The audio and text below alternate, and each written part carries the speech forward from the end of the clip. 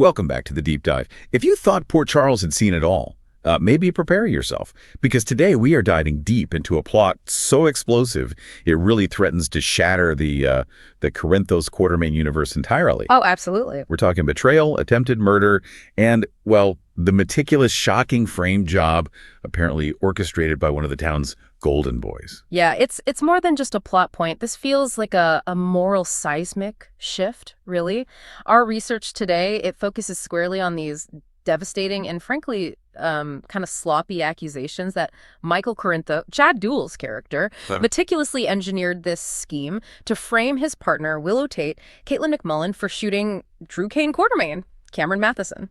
And our mission today is, well, it feels critical. We're sort of acting as the jury, the legal defense, and the investigative team all rolled into one here. We need to unpack every piece of documented evidence, dissect the alleged motive that drove Michael to this extreme act, and maybe most importantly, use the available information to predict exactly how this whole catastrophic scheme is going to detonate right in Michael's face. We really have to start with just the sheer shock value of the event itself. I mean, this isn't some petty dispute, is it? This is attempted murder. We're talking 2 bullets in Drew's back. Yeah. And the person hauled off by Dante Falconeri at the PCPD, none other than Willow Tate. The visual alone, I think that's what makes this so emotionally devastating. You know, Willow arrested in handcuffs while their young children, Wiley Corinthos and Amelia Grace Corinthos, they witnessed their mother being taken away. Oh, it's heartbreaking. Just pause for a second and think about the emotional cost there. Michael had to know that moment would be traumatic for them, didn't he? Which makes his, calculated demeanor even colder. Absolutely. But if you're looking for the definitive turning point in the entire plot, the moment of clarity that confirms for the audience, and crucially for Willow, that she is innocent. It happened right there in the interrogation room. Oh, okay. Willow was, understandably stunned and horrified by the arrest, obviously. But then it's like the light bulb went off. She connected the dots, all of Michael's recent kind of bizarre behavior, and she realized definitively, Michael set me up. Right. That's the click. That realization is the engine, really. It's the engine of the entire counterattack that's coming. Which means the true suspect is sitting right across the table from her, pretending to be the distraught partner of the victim.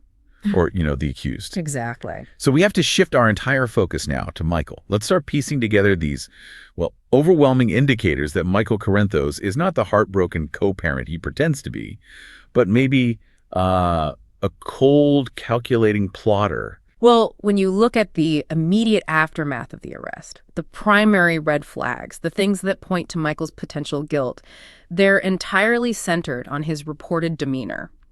His behavior. It's really what he didn't express, like the shock that just screams calculated involvement. The sources highlight such a critical contrast there, don't they? Yeah. Michael was described as having this absolute certainty that he was not going to be arrested for the shooting. Right. Zero doubt. Complete confidence. But then when Willow was arrested, his reaction was, tepid is putting it mildly. Where was the outrage? The devastated disbelief that his partner, the mother of his kids, was being accused of shooting her co-parent. Right. That lack of genuine surprise is just deeply suspicious for someone claiming innocence, and it really speaks volumes about his foreknowledge, I think. It's the arrogance of the planner, isn't it? He knew the target was Willow, and he clearly thought he had covered his tracks sufficiently to avoid suspicion, at least, initially. And that smug certainty, it ties directly into the justifications he's been making publicly. He's repeatedly stated that he will do whatever it takes to protect his kids. Which, on the surface, that sounds like a typical soap opera pledge, doesn't it? Yeah. A protective father trying to keep his children safe. Very noble sounding. Precisely. But the sources are very, very clear on the interpretation of that phrase in this context. What he means by whatever it takes is protecting the children from Willow. Okay. That's the twist. To Michael, framing her, sending her off to Pentonville, that's the necessary step to remove what he perceives as this lingering threat. It lets him gain full solitary custody of Wiley and Amelia Grace.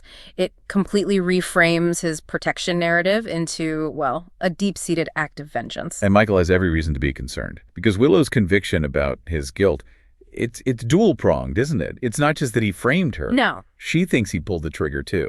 That's the dramatic tension right there.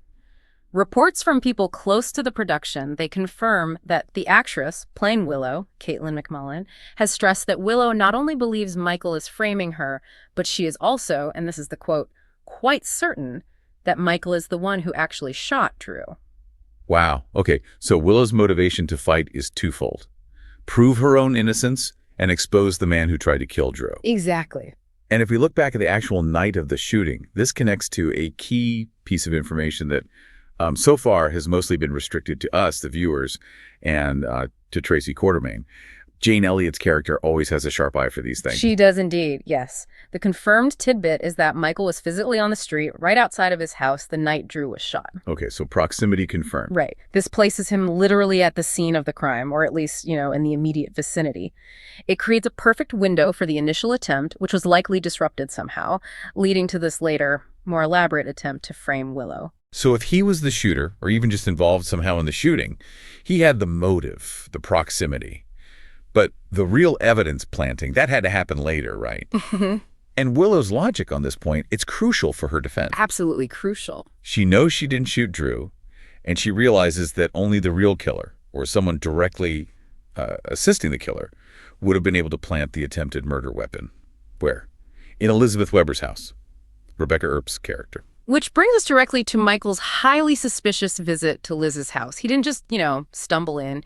He manufactured this deeply suspicious pretext to drop by. Right, the visit. He offered a, quote, one-off supervised visit with the children, Wiley and Amelia, and he insisted a shrink be present. It seems like such an elaborate and, frankly, unnecessary gesture if his goal was simply to cut Willow out of their lives. Why not just go straight to court? Why the charade? Because the goal wasn't just to cut her out. The goal was to make himself look good while simultaneously finalizing the framework for her removal. It's layered. Ah, optics. Exactly.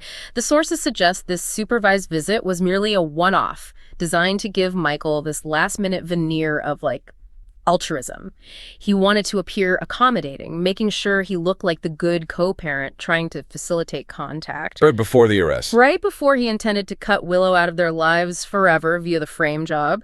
It was a perfect operational cover that placed him exactly where he needed to be when he needed to be there. And the operation worked perfectly because Liz, she had absolutely no reason to suspect her friend's son-in-law, right? Yeah. She left Michael alone in her house while he waited for Willow to get back.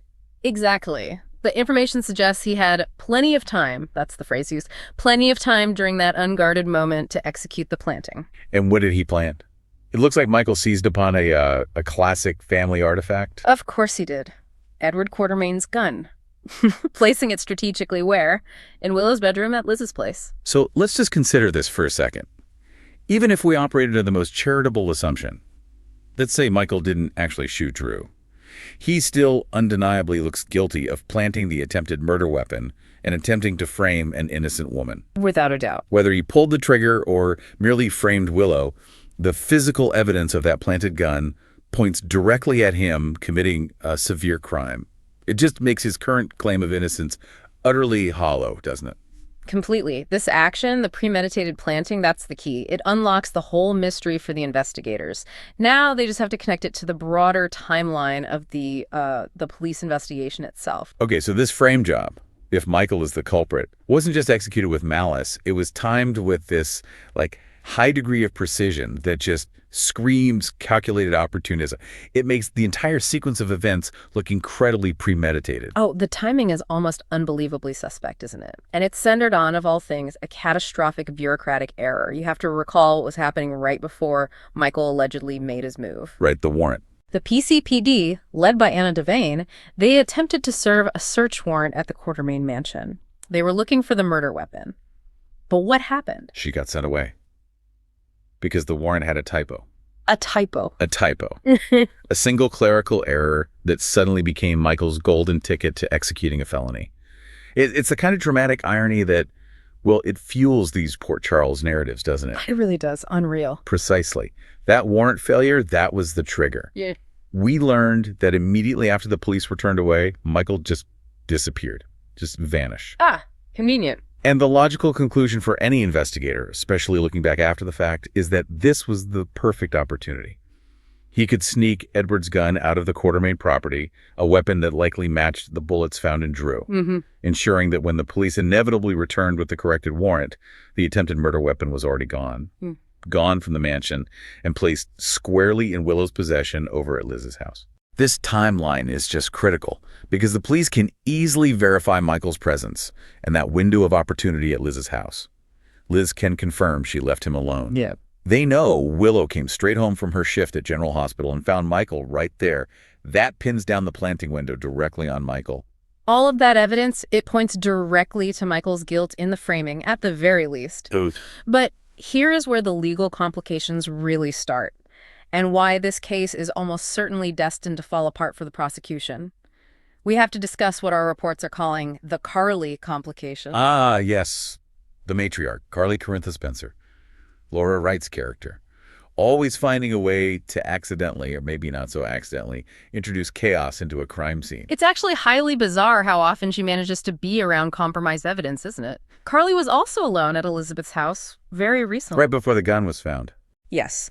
The exact details of when and why she was there are a bit hazy, even in the source material we looked at. But the fact remains, she had unsupervised access to the location where the key physical evidence was later discovered by Anna. Okay, now let's get technical for a moment, because this is where the legal system really fails the prosecution, right?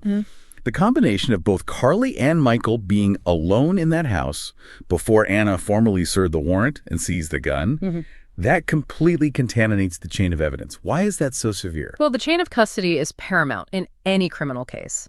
The prosecution has to prove beyond a reasonable doubt that from the moment the evidence was generated or discovered until the moment it's presented in court, it was secure, untampered with. Okay. When multiple interested parties, especially ones known to protect their own family at absolutely all costs, like Carly and Michael, had unsupervised access to the crime scene before the formal collection, well, any competent defense attorney like Martin Gray can argue that the evidence was placed or moved or altered. So Martin doesn't even need to prove Michael planted the gun definitively. He just needs to raise the possibility. Exactly. He just needs to prove that Michael could have planted the gun, or that Carly could have planted the gun maybe to protect Michael, or that anyone with access during that compromise period could have done it. It introduces reasonable doubt by completely destroying the integrity of the physical evidence. Wow. Exactly. Martin's strategy will be, undoubtedly, to stress that this contamination alone is just a gaping hole in the prosecution's case against Willow. The legal implication is devastating for them. So devastating, that. We heard straight from the prevailing legal analysis in the sources. Even Port Charles's own legal powerhouse, Diane Miller, Carolyn Hennessy's character, stated in no uncertain terms that, quote, no jury on earth would believe Carly or Michael's story, given these circumstances. That quote. That's basically the nail in the coffin for the prosecution's physical case against Willow, isn't it? If the evidence is contaminated, she should walk free on that alone. Pretty much. But that doesn't excuse Michael. Not by a long shot. Now we have to figure out what on earth drove him to risk his entire future, his family, everything, on such a, well, legally shaky and morally abhorrent plan. So yeah, we're left with that burning question. Why? Why would Michael take such a monumental risk? Why risk alienation from his entire family, potential prison time, and permanently damaging his relationship with his own children just to frame Willow? The information we reviewed suggests that Michael isn't operating out of fear, not really. It's more like this deep-seated, self-righteous anger. He reportedly feels very justified and is probably feeling pretty smug, as the source put it, about the success of the frame job, at least, for now, until it inevitably unravels. Right. He thinks he got away with it. He sees this not as a horrific crime, but as a necessary act of protection and, crucially, retribution. And it's based on Willow's past actions, things maybe not everyone remembers clearly. And this is where we need to delve back into the archives of Michael's resentment, because he's operating on information about Willow that, yeah, maybe most of Court Charles has forgotten or perhaps never fully understood the severity of at the time. What specifically? Specifically, Michael remembers vividly that Willow was actively hostile toward Sasha Gilmore, Sophia Matson's character. And he recalls Willow creeping around doing things with baby Daisy to torment Sasha. That's a direct pull from the analysis. The ghost of their complex history over custody and children. That feud involving Nell and then Wiley and Sasha. It never truly went away, did it? Michael just buried his resentment deep down. Precisely. That rivalry, particularly over custody and access to his other daughter, Daisy, who he believed was his at the time with Sasha, was profoundly damaging to Michael emotionally. Willow reportedly took a lot of pleasure in driving Sasha out of town, specifically to ensure Michael couldn't see his daughter. Okay, so that context is key. For Michael, this history establishes Willow in his mind as vindictive, manipulative, and fundamentally a danger to his ability to parent all his children. It's an old wound, a really deep one, that he's now trying to, I guess, heal through this extreme act of revenge. So in Michael's mind, he's applying this, like, twisted form of poetic justice. Yeah. Framing Willow and sending her to Pentonville, it achieves three things for him, doesn't it? One, it solves his custody problem by removing her as a factor entirely. Two, it keeps Wiley and Amelia Gray safe from her future perceived manipulations. Yeah. And three, he finally gets his quiet, definitive revenge for what he sees as her past emotional abuse of him regarding his child with Sasha.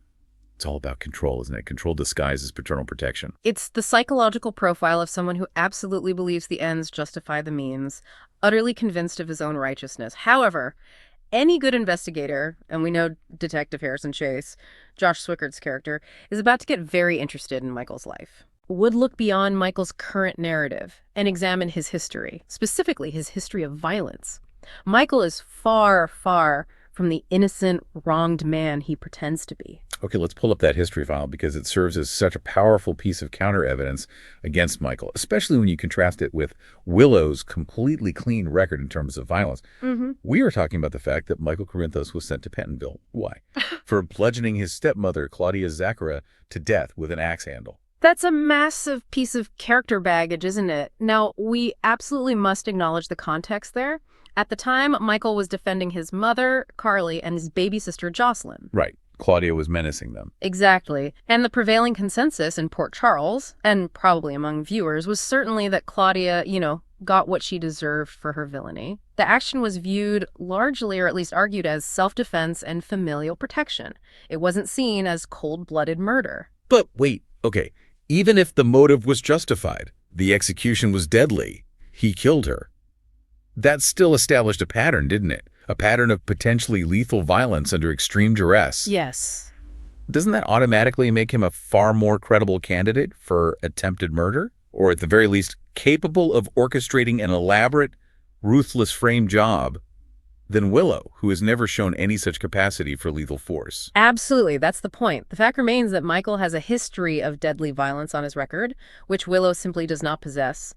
If this frame job progresses to a point where Michael himself is seriously implicated, his past makes him look like the far, far more likely culprit for the actual shooting attempt on Drew. A defense attorney would absolutely weaponize that history. Oh, immediately. They'd paint Michael as the supposed protector who snaps under pressure and resorts to extreme measures, while Willow is presented as merely the convenient scapegoat for his actions. This precedent, his history, it sets up an incredibly compelling narrative for Willow's defense, even before we get to the potentially devastating counterattack being planned by Willow's allies right now. Michael's supposedly perfect frame job, well, it has at least two fatal flaws, doesn't it? First, the contaminated evidence we just discussed, which is huge legally. Right. And second, the fact that he completely, utterly underestimated the loyalty and, frankly, the resourcefulness of Willow's allies.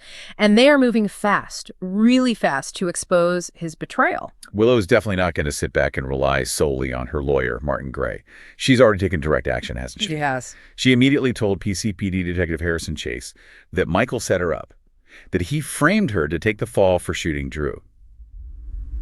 And Chase, well, he has a personal stake here, doesn't he? He has history with Will, and he's generally portrayed as a pretty ethical cop. He is. And Chase is expected, according to our sources, to take that shocking information directly to his superior, Anna Devane. This forces the police apparatus to, at the very least, pivot and reconsider Michael. Okay, so that's the police front. Simultaneously, Willow is, of course, informing her lawyer, Martin Gray, about the key detail. Michael was alone at Liz's house right before the gun was found. That gives Martin the specific legal ammunition he needs to just decimate the chain of custody argument in court. But Michael must have some form of, airtight alibi for the actual shooting night itself, right? I mean, otherwise this whole thing falls apart way too quickly for him. He does, or he thinks he does. But that alibi is reportedly highly vulnerable and is predicted to fail spectacularly. Reports suggest that Drew Kane and Nina Reeves, Cynthia Waters' character, who now have a significant common interest in taking Michael down. An unlikely alliance, but powerful. Very powerful. They are going to pool their considerable resources, and the prediction is they may pay off Michael's alibi witness, Jacinda Bracken, to flip and tell the truth. Jacinda Bracken, described rather bluntly in the sources we saw as a hooker who follows the money. A cynical description, perhaps, but strategically accurate for this particular plot point. Drew and Nina together, they probably have the deepest pockets in Port Charles, maybe combined. That makes Jacinda's loyalty highly negotiable. So if Jacinda flips... If Jacinda flips, Michael's carefully constructed alibi for the time of the shooting just disappears. Poof. Gone completely. Leaving him totally exposed regarding his whereabouts on the night Drew was shot. Okay, the legal pressure is building, the physical evidence is tainted, the alibi is dissolving.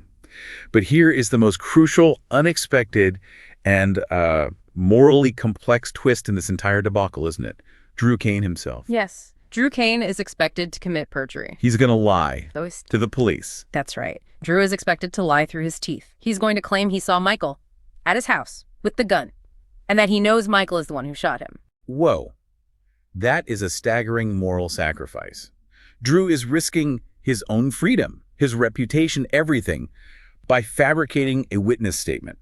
Why on earth would he do that? Because apparently Drew had already decided, even before all this framing evidence came out, that he was going to send Michael to prison for shooting him, regardless of Michael's actual guilt or innocence in the shooting itself. He suspected Michael from the start. He did. Drew suspected Michael strongly from the beginning. Now that Michael looks genuinely involved in framing an innocent woman, Willow, Drew is just doubling down. He sees Willow's freedom as paramount, more important than the strict truth of that moment.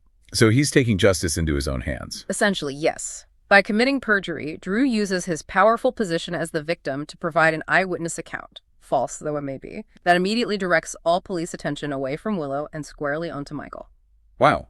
Okay. So Drew is willing to commit a felony to ensure a certain kind of justice prevails, even if that justice is ultimately built on a lie. That's complex. Extremely complex. But strategically, this false statement, combined with Martin Gray's inevitable success in arguing about the evidence contamination at Liz's house, that should be more than enough to secure Willow's immediate release. Her lack of a solid alibi suddenly becomes irrelevant, doesn't it? If the victim himself points the finger directly at someone else. Absolutely. The sources predict that the combination of the contaminated physical evidence and Drew's damning, albeit false statement should be sufficient to get Willow out of custody pretty quickly and force the police to focus solely on Michael as their prime suspect. And Michael has plenty of enemies, or at least motivated parties, working against him now, including one right under his own roof. Right. Chase. Being a passionate advocate for Willow and an ethical officer, he is not going to let Anna Devane or DA Justine Turner ignore the glaring red flags about Michael, especially surrounding that highly suspicious timing of the search warrant typo and Michael's subsequent disappearance. Speaking of the DA, you mentioned Justine Turner, Alison Lanier's character. There was a note about her. Yes, it's worth mentioning that the prevailing analysis we saw noted that DA Turner looks, and this was the phrase, kind of dodgy in this whole matter. There are suggestions, hints really, that she might be covering something up, or perhaps might find herself in some legal trouble as this entire case unravels further. The official investigation might not be entirely clean. Interesting. Adds another layer of potential complication. Ah. And finally, we get to the pure dramatic irony of the living situation at the Q Mansion. Oh, it's perfect soap opera setup. Chase has a front row seat to the prime suspect's life. Since Chase actually lives with Michael at the Quartermain Mansion, he is expected to basically transition into an unofficial in-house investigator. It's essentially turning the Quartermain Mansion into a covert police surveillance operation. Chase is expected to start keeping a very, very close eye, as the source puts it, on Michael, looking for any dodgy behavior, any panic slip-ups, phone calls, anything he can use to corroborate Willow's claim and assist her case from the inside. He's collecting intel daily, right from the belly of the beast. Exactly. That proximity, combined with his professional dedication and personal loyalty to Willow, means this frame job is it's completely and utterly doomed. It feels inevitable. So regardless of whether Michael was the actual shooter or simply got caught up in this desperate attempt to frame Willow, the combination of contaminated evidence his own historical precedent in violence, and the combined weight of hostile witnesses like Drew and potentially Nina. It's simply too much for Michael to overcome, isn't it? It really seems that way. The plan was predicated on Willow being isolated, vulnerable, and lacking resources. But the moment he attacked her like this, all of her allies mobilized instantly. Michael's arrogance, his hubris, has truly set the stage for his own spectacular downfall. Hashtag tag outro. Well, this has been a fascinating and incredibly detailed deep dive into a plot that truly feels like it changes the moral landscape of Port Charles. Let's quickly summarize the three key pillars that seem almost certain to ensure Michael's disastrous scheme is exposed. Okay. First, and maybe most critically from a legal standpoint, we have the hopelessly tainted evidence, the joint unsupervised access by both Carly and Michael to Elizabeth's house before that gun was seized. It just completely destroys the chain of custody. Right, making the physical case against Willow essentially useless in court, as even Diane Miller apparently noted. Exactly. Second, Michael's clear motive isn't just simple protection, is it? It's revealed to be rooted in this deep-seated vengeance going way back. His resentment stems from Willow's past actions regarding Sasha and baby Daisy. Creating a clear history of bad blood, establishing a consistent psychological profile for his need for this kind of extreme control. Makes sense. And finally, the formidable alliance arrayed against him. It's operating on two crucial fronts. Detective Chase using his professional position and domestic proximity to gather intelligence from the inside. And Drew Kane preparing to commit the ultimate sacrifice perjury to secure Willow's release by directly accusing Michael. That combination is just devastating for Michael's position. It really seems like Michael has inadvertently created the absolute perfect storm for his own destruction. But before we wrap up, let's return to that wildest speculation offered in the analysis we looked at. We covered the idea of a simple frame job by Michael, but what if? What if Michael wasn't the main perpetrator at all? What if he's also a pawn? Right. The source material floated this intriguing possibility of a double deep frame job. What if an outside manipulator, maybe someone connected to organized crime, maybe a figure like Sidwell or someone else entirely? What if they framed Michael in such a way that it forced Michael's hand? How so? Compelling him to then frame Willow, either to protect himself from the initial frame, or perhaps to protect someone else he cares about, maybe even Carly or Jocelyn. So that would mean the true villain is still operating completely in the shadows, manipulating events to ensure Michael and Willow destroy each other, while the real puppet master achieves their own unknown objective. Exactly. It leaves us with one critical, lingering question, doesn't it? If Michael is just a pawn in this scenario, who is the true chess player behind this incredibly high-stakes game? Definitely something for you to mull over until our next deep dive.